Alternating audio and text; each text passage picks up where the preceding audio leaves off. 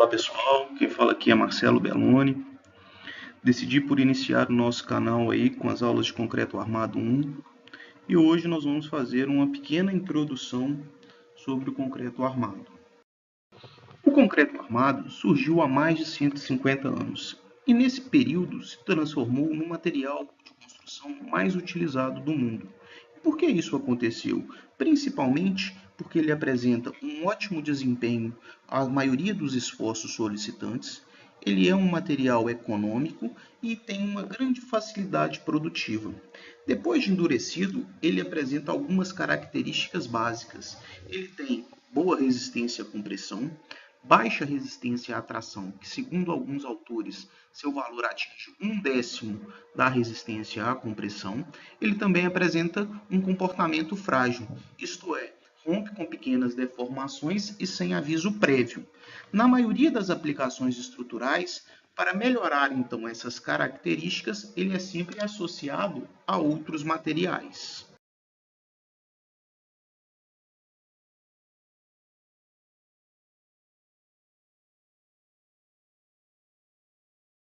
A associação que estudaremos aqui é a associação do concreto com o aço, designado concreto armado. Nessa condição, tanto o concreto quanto o aço devem resistir de forma solidária aos esforços solicitantes. E isso só é possível devido ao fenômeno conhecido como aderência. Na aderência, há a garantia que os dois materiais vão possuir as mesmas deformações em todos os pontos. Caso isso não ocorra, haveria um escorregamento relativo entre os materiais. Outra garantia dada pela aderência é que há a transferência de esforços de um material para o outro, ou seja, o concreto ajuda o aço e o aço ajuda o concreto. Outro ponto que favorece a associação do concreto com o aço é que os materiais apresentam coeficientes de dilatação térmica com magnitudes muito próximas. O concreto também tem a função, numa estrutura de concreto armado, de proteger a armaduras de duas maneiras diferentes.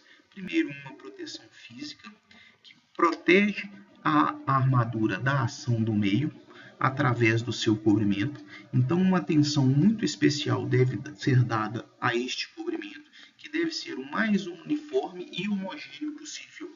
E ele também faz uma proteção química, já que o concreto é um meio alcalino e meios alcalinos inibem a oxidação das armaduras. Dentre as vantagens do concreto armado, podemos citar que ele é moldável, permite as mais variadas formas e concepções arquitetônicas, apresenta boa resistência à maioria dos esforços, desde que seja feito aí um correto dimensionamento e detalhamento de suas armaduras.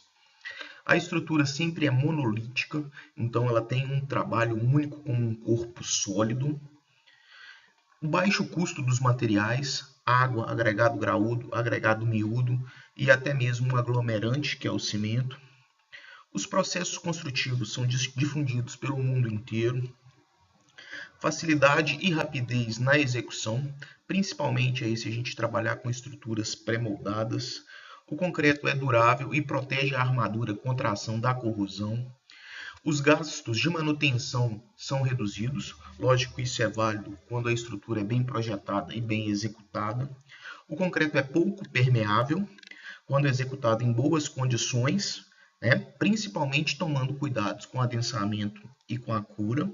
É um material com grande segurança à ação do fogo e também é resistente a choques e vibrações, efeitos térmicos, efeitos atmosféricos e desgastes mecânicos.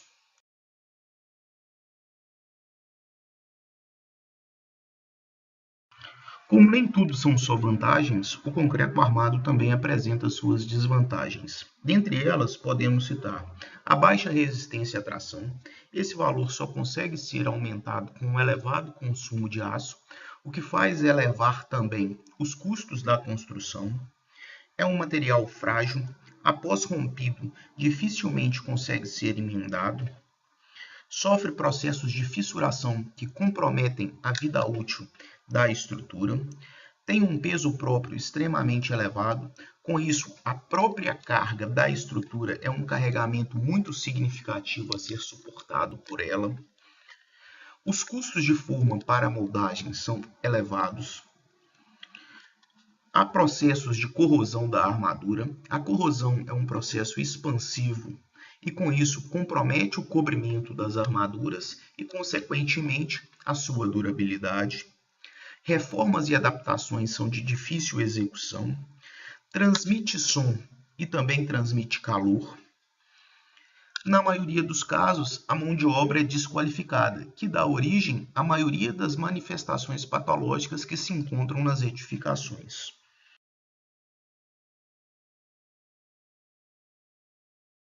Um dos itens mais importantes tratados na nossa NBR 6118 está ligado ao quesito de durabilidade. Para se garantir essa condição, a norma impõe requisitos mínimos para a estrutura e para o projeto. Entre os requisitos determinados para a qualidade da estrutura, eles são abordados no item 5.1 da nossa NBR. A norma fala que para que uma estrutura atenda aos requisitos mínimos de qualidade durante a construção e ao longo de toda a sua vida útil, ela tem que ter capacidade resistente, ou seja, suportar os esforços sem de maneira alguma comprometer a segurança. A estrutura não pode entrar em colapso. A estrutura tem que manter o seu desempenho em serviço, ou seja, em condições de trabalho, ela deve manter-se em condições plenas de utilização e não deve apresentar problemas como fissurações e deformações e vibrações excessivas que podem, de alguma maneira, colocar em dúvida ou comprometer essa estrutura, seja parte da estrutura ou a estrutura como um todo. A estrutura ainda tem que garantir durabilidade, Essa durabilidade ligada não à absorção de esforços, mas sim à capacidade de resistir às influências do ambiente, ou seja, suportar as ações de acordo com o meio no qual a estrutura está inserida.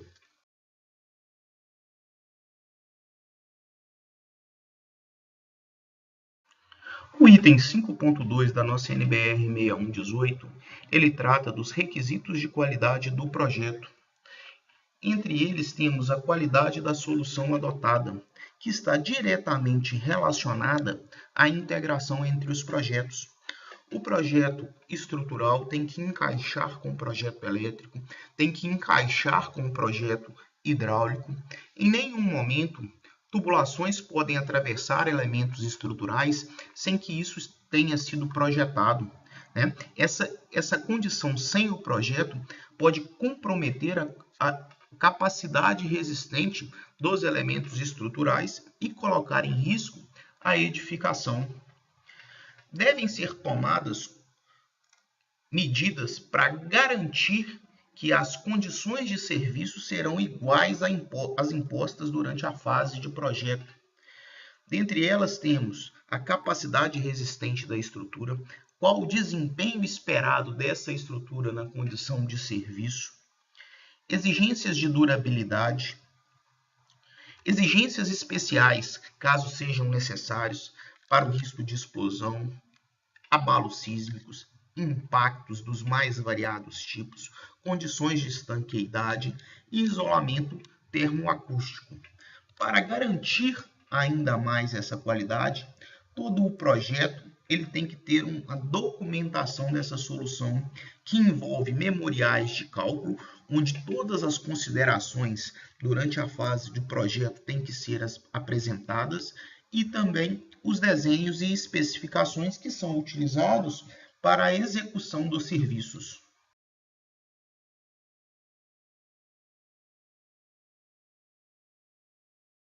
Um dos requisitos de qualidade da estrutura citados estão relacionados à durabilidade. E o item 6 da nossa NBR 6118 trata somente das diretrizes para se garantir a durabilidade nas estruturas. Lá é dito que as estruturas de concreto armado sobre condições ambientais devem conservar sua segurança e estabilidade durante toda a vida útil da estrutura. E o conceito de vida útil para a norma é o período de tempo no qual a estrutura deve manter todas suas características iniciais, sem que para isso sejam demandadas medidas extras ou reparos. Nesse tempo, a estrutura não pode apresentar fissuras com tamanho excessivo, deformações excessivas, processos de formação de corrosão das armaduras e desagregação do concreto. É condicionado para estruturas convencionais uma vida útil de 50 anos.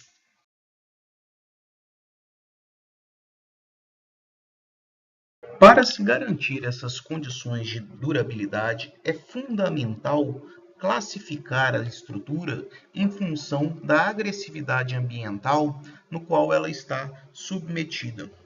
A agressividade ambiental está relacionada às ações físicas e químicas que atuam na estrutura independentemente das ações mecânicas, das variações volumétricas de origens térmicas, da retração hidráulica.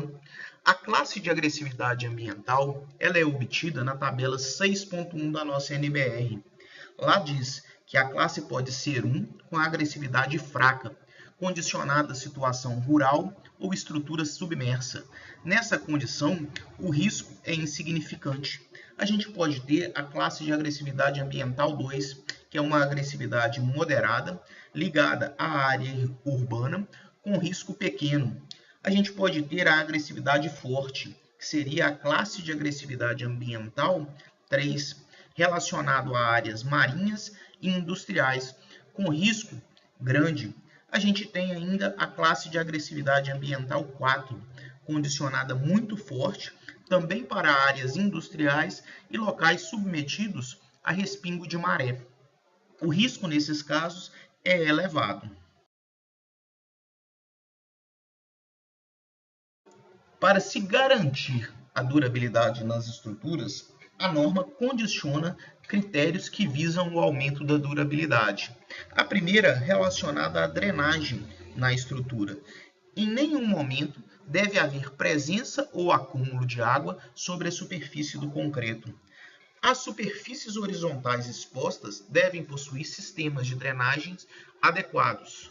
Todas as juntas de movimentação ou de dilatação devem ser seladas. Outro critério está relacionado à qualidade do concreto e ao cobrimento mínimo das armaduras. A norma diz que a durabilidade da estrutura é fortemente influenciada pelas características do concreto e a espessura do cobrimento das armaduras. A qualidade do concreto é relacionada à sua relação água-cimento. E quanto menor essa relação água-cimento, maior a resistência do concreto à compressão, logo maior a sua durabilidade. A tabela 7.1 correlaciona a relação água-cimento e a resistência do concreto características em função da classe de agressividade ambiental. Vamos citar, por exemplo, a classe de agressividade ambiental 2 relacionada ao ambiente urbano. Para análise de concreto armado, então o nosso tipo aí seria CA. CP condiciona o concreto protendido. Então, para a classe 2, concreto armado, a relação de água-cimento máxima permitida seria de 0,6. E a classe do concreto, no mínimo 25 MPa. E assim temos outros valores para as outras classes. A tabela 7.2 correlaciona a magnitude do cobrimento mínimo em função da classe de agressividade ambiental. Para a classe de agressividade ambiental 2, temos aí que para uma laje o cobrimento mínimo é 25 mm, vigas e pilares 30 mm, elementos estruturais em contato com o solo 30 mm. Porém, podemos verificar que no título da tabela aparece um ΔC, que é uma variação do cobrimento de 10 milímetros. A norma condiciona que quando houver um controle adequado durante o processo executivo, o valor de variação adotado pode ser de 5 milímetros. Portanto, pode-se fazer uma correção de 5 milímetros nos valores apresentados na tabela.